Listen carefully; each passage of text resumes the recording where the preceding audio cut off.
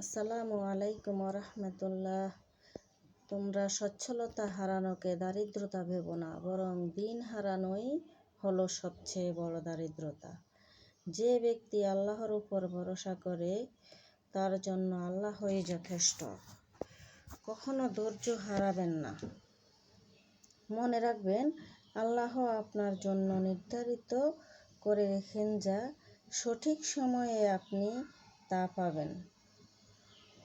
যা আপনার জন্য নির্ধারিত নয়, কখনোই আপনার হবে না তা। এটাই সবচেয়ে বাস্তব কথা। এটার উপর দৃঢ় বিশ্বাস রাখলেই সঠিক ইমানদার ব্যক্তি হতে পারবেন। আজকের জন্য শেষ। আল্লাহ হাফেজ।